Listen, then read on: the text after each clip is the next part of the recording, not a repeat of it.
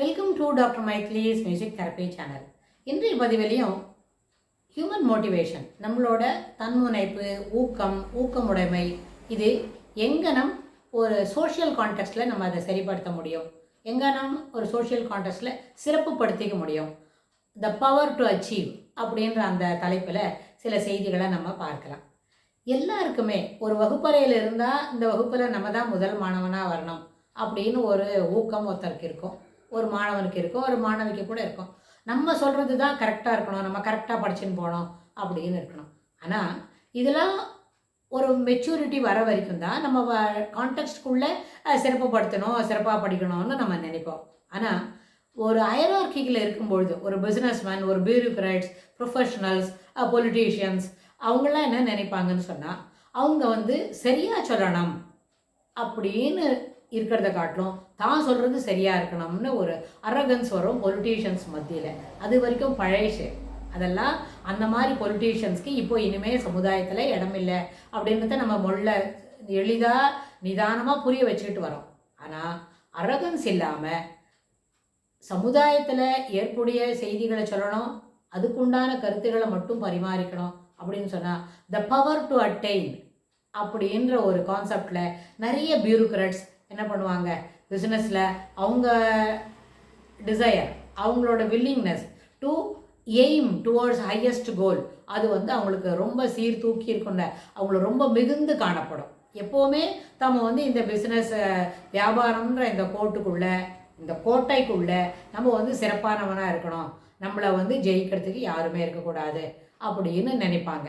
ஏன்னா நம்ம ஃபீல்டில் நம்ம தான் பெரியவனாக இருக்கணும் அப்படின்னு. அது ரொம்ப நியாயமானது தான். ஆனால் அது it is not so easy to attain. It is to be attained over the period. ஒரு ராத்திரிக்குள்ளே, ஒரு பகலில், ஒரு 3 மாதத்தில், 50 நாளில், அந்த மாதிரி ஒரு லிமிட்டட் பீரியட்குள்ளே அட்டைன் பண்ணுறது சுப்பீரியாரிட்டியாக இருக்க முடியாது. You should be there. இப்போ நம்ம சொன்னோம் இல்லையா, initiate, guide, it initiates, it guides us, it maintains and sustain அப்படி இருக்கு இல்லையா. அந்த கோலை அச்சீவ் பண்ணுற வரைக்கும் மெயின்டைன் பண்ணிக்கணும். அப்புறம் அதே போஸ்ட்டில் இருக்கணும், அந்த பொசிஷன்லேயே பெரிய பெரிய பிஸ்னஸ்மேன் அப்படியே தொடர்ந்து continue to be in the tier as number 1 rank அப்படின்னு சொன்னால், ஒரு பெரிய போலீஸ் ஆஃபீஸர் அப்படின்னு சொன்னால், அவங்க ஐபிஎஸ் டிஜிபியாக இருக்கிறாங்க அப்படின்னா அந்த போஸ்ட்லேயே அவங்க இருக்கணும்னு சொன்னால், you should maintain and sustain the quality of service in the society.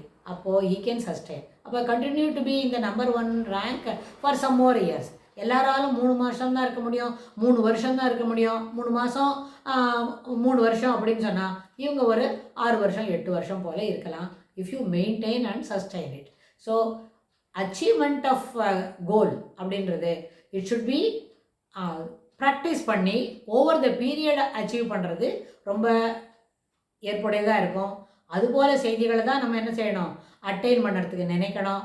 ஒரு கடைக்கு போய் ஒரு சாமான் வாங்கிறது ஒரு கோல் இல்லை, தொடர்ந்து உழைச்சி முன்னேறி மேலுக்கு போகணும் அப்படின்னு சொன்னால் the goal ought to be attained over a period அப்படின்னு. ஒருத்தர் நல்லா பாடுறாரு அப்படின்னு சொல்லலாம், அவரோட பாட்டுக்கு ஏன்னா அதுக்கு யாருமே கொடுக்க முடியாது, சரியான உழைப்பு அப்படின்னு சொல்கிறாங்க. அந்த சரியான உழைப்புன்ற அந்த வார்த்தை it cannot happen in a single day over the period. ஒரு நாளைக்கு 2 மணி நேரம் போல், 1 மாதம், 10 மாதம், 25 மாதம், 10 வருஷம், அதுபோல் தினமும் 2 மணி நேரம் பாடி பாடி பாடி ப்ராக்டிஸ் பண்ணிகிட்டே இருந்தால் அவரை பிடிச்சிக்கிறதுக்கு, அந்த டாப் போஸ்ட்டுக்கு அவர் வரதை யாராலையுமே தடுக்க முடியாது. It is shear is attain என்ன இஸ் அட்டைனிங் நம்பர் 1. அது எந்த ஆர்ட்டுக்கும் ஏற்புடையது, எந்த ஒரு எக்ஸ்ட்ரா கரிக்குலர் ஆக்டிவிட்டீஸ்க்கும் அது ஏற்புடையது, படிப்புக்கும் அது நல்ல விதத்தில் ஏற்புடையது. தினமும் நிறுத்தாத கண் துஞ்சார் பசி நோக்கார் கருமமே கண்ணாயினார், அந்த நம்ம ஃப்ரேஸை அடிக்கடி யூஸ் பண்ணுறோம் இல்லையா.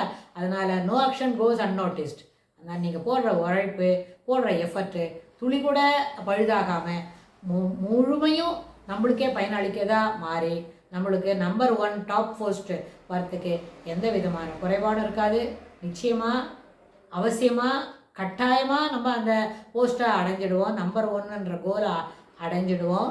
ப்ரொவைடட் இந்த ஊக்கமுடைமை, தன்முனைப்பு அதெல்லாம் என்ன பண்ணணும், விடாத தொடர்ந்து அதே அளவில் அந்த ரேட்டில் ப்ராக்டிஸ் பண்ணிகிட்டு இருந்தால் நம்பர் 1 அப்படின்றது தவிர்க்க முடியாத ஒரு தகுதியாக நம்மளை அடையும்.